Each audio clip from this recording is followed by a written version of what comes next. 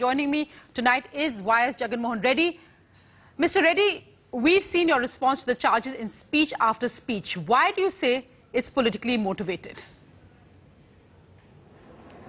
Sanjay, I think you know it too well. I mean, everybody knows that it's too well. All these things, I mean, everything started off only after I left the party. When I was in the Congress party, when my father was the Chief Minister of Andhra Pradesh, there was nothing there. It was only after I left the Congress party, and that too I left the Congress party over a word. I had promised something at my father's crash site, and what I held it very dear to me, because that was one particular word what I could not say.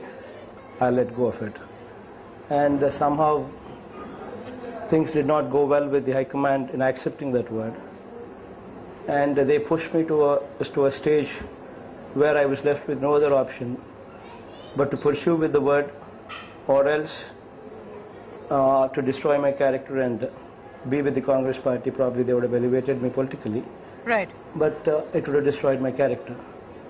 So on that particular juncture, I was left with no other option but to leave the party.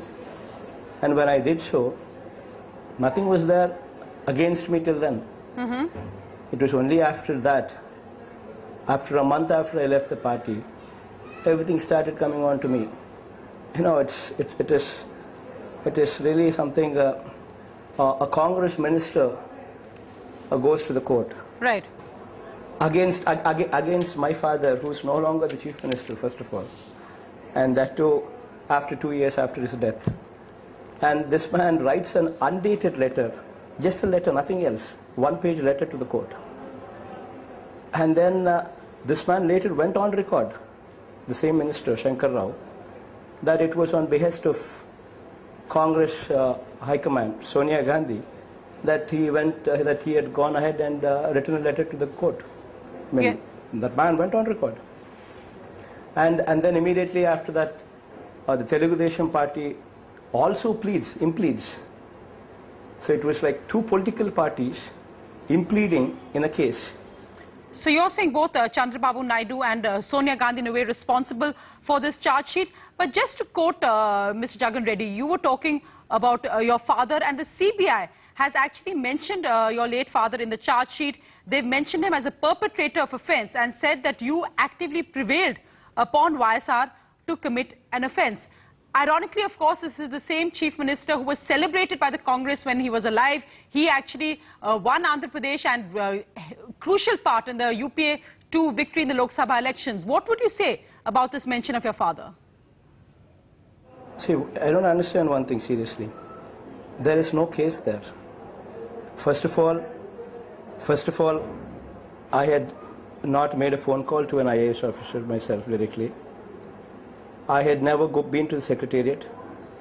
Neither did I call a minister directly. And neither was I in Hyderabad. I was in Bangalore.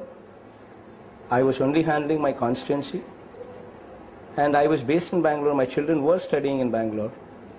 And once in 20 days, I was coming to Hyderabad for 3 days to just see my parents and go back.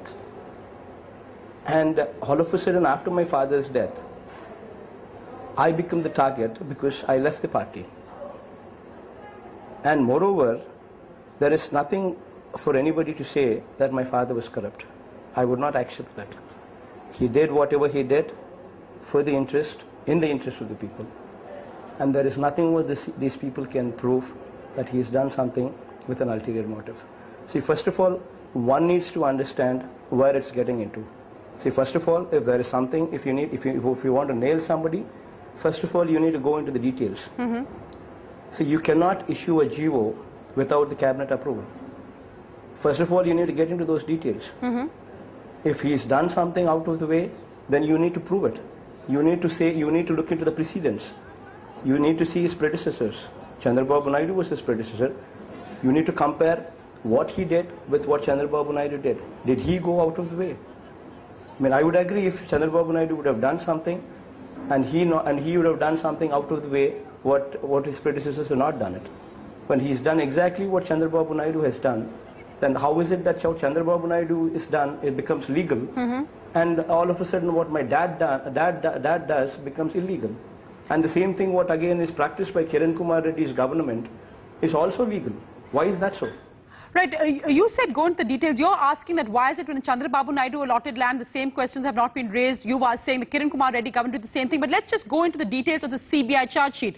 Now, the CBI charge sheet, for instance, has mentioned the 150 acres allotted to Aurobindo Pharma, Hetero Pharma in the special economic zone. They claim that land worth between 15 to 20 lakhs an acre was given at just 7 lakhs per acre, and the allegation that the beneficiaries of this invested in your companies.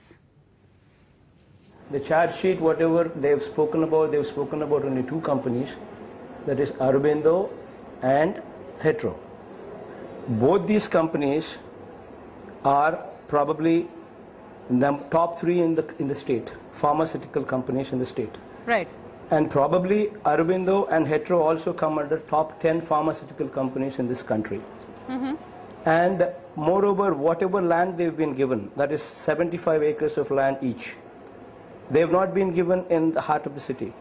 They have been given in backward areas like Mehboob Nagar and another backward area by name Medak.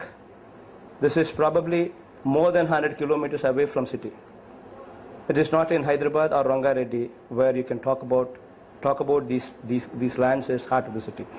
And moreover, the extent of land what was given to these pharmaceutical companies in those SCZs is 75 acres of land each. And why? Because for them to set up an industry. And that too, the land has been given in SCZ for 25 years of lease. You know, an entrepreneur, especially that big as Hetero and that big as Aurobindo, who actually become anchor clients, are given land 75 acres each for 25 years lease. And that too in backward areas. And that too, what people have recommended as, what I think, I don't know from where, the government, the CBI says 15 lakhs worth of land being given as 7 lakhs. What is this case? I mean, 75 acres of land, what is worth 15 lakhs is being given at 7 lakhs, is the case. And that too being given in a backward area like Mehboob Nagar and backward area like Medak. Right. You say that's the case when somebody like these companies come up, set up a unit, create employment. Yes. Whereas the other states like Gujarat, go to Tamil Nadu, you see where governments of those states, the chief ministers of states, offer them free of cost, the entire land. Then what do you say them? And moreover, if you were to compare exactly an apple to apple, why don't, I mean, the CBI is currently probing into EMR. This EMR case, EMR, this is heart of the city. So you're saying Chandrababu Naidu implicated as well? 535 acres of land in the city center for a golf course, for a hotel, for a convention center, for villas at 29 lakh rupees per acre, where the ongoing price was 4 crores per acre. You say it is perfectly valid. CBI, what is actually probing into this case, EMR currently, does not even bother to question Chandrababu Naidu why he did it. Even though 5 companies were called for tenders, systematically 2 companies were immediately withdrew, and 2 more companies withdrew before giving the financial bid, and it was a single bid. So you're saying the CBI has double standards? And moreover, let me complete. Which committee recommended that Chandrababu Naidu is free to give 4 crores worth of property at 29 lakh rupees per acre, and that too for something like villas, and IMG and other 850 acres land being given in the heart of the city to a dummy company of what IMG themselves have declared and said that IMG Bharat is not their company. What kind of scams are these? No, so the CBI clearly has its hands full with investigating those land scams in Andhra Pradesh. But though the argument on the CBI being politically motivated then falls, because of course Chandrababu Naidu is also the Congress's opposition in Andhra Pradesh. But the specific allegation, Mr. Reddy, concerning you is that this preferential land allotment, which you say that your father had done because he wanted to create employment in Andhra Pradesh, and that this was in Mehboob Nagar, not prime land in Hyderabad, this was in Mehboob Nagar and Medak. The allegation is that you got a quid pro quo. The CBI has also raised questions about investors in Sakshi. What would your reaction be to that? First of all, you need to understand one thing, and CBI also needs to understand one thing. See, you cannot demerit my paper, Sakshi. Sakshi stands today number 8 in this country. You cannot say that investment into Sakshi is an investment into a sham company or investment into a shell company. See, this is a separate decision, that is a separate decision what people have taken. This decision to invest into Sakshi is a decision to make money. And every investor who's made investment into Sakshi is made investment into Sakshi only to make money. Moreover, look at the background. See, Sakshi is today number 8 in the country. Yes. It's got 14.5 lakh circulation ABC figures, IRS of 1.40 crores plus. It is number 8. It is number 8 in the country. And as far as the background goes, when Sakshi was going public, when Sakshi was taking up investments from others, right, it was in the backdrop that Eenadu, a similar vernacular language Telugu newspaper by name Eenadu, what had a circulation of around about 10 lakhs in those days when Sakshi went ahead and started placing shares. In January and February, if you can recall the newspapers then, be it Business Standard, be it Economic Times, be it Hindu, I can probably send you the clippings of those newspapers, at least 5 or 6 to satisfy you. It was a front page story in those newspapers that Eenadu was valued at 6,800 crores. Yes. So similar vernacular language newspaper valued at 6,800 crores, where Eenadu mobilized 2,600 crores into the company. And in that backdrop, after investment came into Eenadu, Sakshi later, after 6 months, was valued at 3,500 crores, at half the valuation of Eenadu. And so you're saying Sakshi in 20 editions, what Eenadu had, and a better paper than Eenadu. It has all-page color. It is designed by Mario Garcia. It came up with a hype. And today, we've exactly proved what we've spoken. Today, Sakshi is 14.5 lakh circulation. I mean, if the same parameters were to be considered, Eenadu had 1,800 crores accumulated losses. When Eenadu with 1,800 crores accumulated losses was valued at 6,800 crores, 6 months before or 7 months before, Sakshi went ahead and placed shares. Why is that legal? And why is suddenly Sakshi illegal, where Sakshi was valued at half the valuation of Eenadu? And it's a better paper than Eenadu. And our circulation today is 14.5 lakh versus 10 lakh the circulation of Eenadu. And of course, why is that Eenadu is okay? People investing in Eenadu is okay, and just because I'm my father's son or just because I'm a politician's son, suddenly it becomes illegal that people have made investment into this. See, this is a totally separate project by itself. What they've made investments into their companies, it's a separate chapter. But of course, Jagan Reddy, the interesting point is you cannot link it up. You cannot, because now I would agree if my company is a sham company. I would agree if people have. I would agree if those share certificates are with me. Yes. Has CBI raided my property? Have CBI found any share certificates of theirs in my house? And of course, the interesting point is, Mr. Reddy, that the CBI hasn't even questioned you once so far, yet they've gone ahead and cheated you. But you made that point just now, that are you paying the price for being a politician's son? Now, your critics and the CBI clearly says that you benefited from being a politician's son because your assets are over 350 crores. You're one of the richest MPs in the country, that you actually benefited from being a politician's son. There was a quid pro quo is the charge the CBI makes. You tell me what benefits did I get? I don't understand. I mean, had I not been my father's son, I would have been rated the best entrepreneur probably of the year. Probably NDTV would have given me an award. See, every investor who is invested into my company, they made money. That itself is a clear fact that it is not quid pro quo. If it is quid pro quo as you or CBI or somebody else would say, then why is it that they made more money than what they've invested? What is the need for me to give more money than what they, forget about me making, the market has given them more money than what they've invested. And same will be the case in Sakshi. See, Sakshi, later, maybe after a year or so, if it goes public, at the same valuation as Eenadu was valued at, Sakshi investors would make double the money what they've invested in, because Enadu is valued at 6,800 crores, Sakshi is valued at 3,500 crores when the investment was made. And tomorrow, if it goes public, all the investors who made money, who invested into Sakshi, would be making double the money. And if it is quid pro quo, as you said, or CBI says, or somebody else would say, accuse me of, then why is it that these people would be making more money than what they've invested in? So, sound business investment, but tell me, Mr. Reddy, to ask that question again, if you had not been YSR's son at that time, would you have been in the position you are today?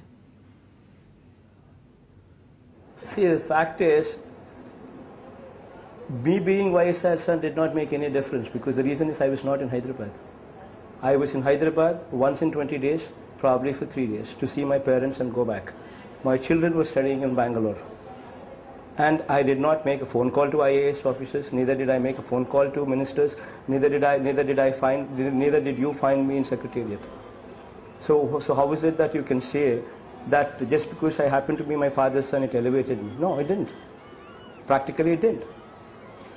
Whatever I did, whatever I made, it was on my own. How was my father connected to it? And why are you for political reasons, you people are, for political reasons, the whole controversy is being dragged onto me, because I left the Congress party. Had why is it? Why I'd ask you one straight question. Had I been in Congress party, I would have been a minister by now. Would any of these controversies come up? Then would you be asking me these questions today? Then if that were to be okay, then that itself is a clear enough statement. Well, the answer to that question perhaps coming from a section within the Congress, some within the Congress who felt that actually you leaving the party was a big mistake, and especially after your recent by-election victory. So there seems to be a divide even within the Andhra Pradesh Congress.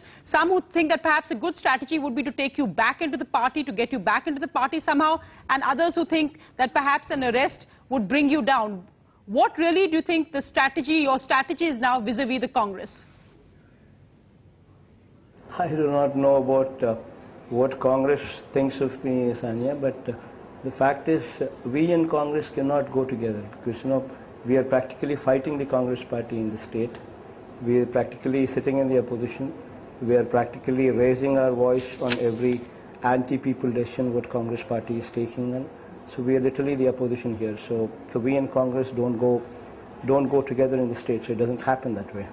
So we are basically the opposition here. Would you stick to that even if the Congress president called you? Would you stick to that? Would you possibly think that it may make sense to try and mend bridges with the Congress, and that a possible arrest by the CBI is a pressure tactic? See, the fact is, why would anybody arrest? You need to first question that. The fact is, why would anybody be arrested? The fact is, we're doing a political battle. And this goes on.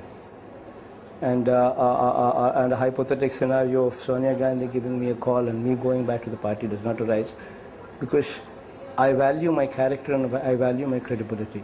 And me going back into a Congress party or me merging my party into the Congress party cannot happen. Of course, you're currently on this election yatra, the crucial by-elections up there. Reports say that you've surrounded yourself with layers and layers of supporters. So in case the CBI plans to arrest you, it will become a huge public spectacle. What have you heard? Do you think you could be arrested on this campaign tour? Why you keep pressing on the same question, Sani? It's still the same answer. Why would I be arrested? It's the same thing. What you throw at me and I throw back at you. Yes.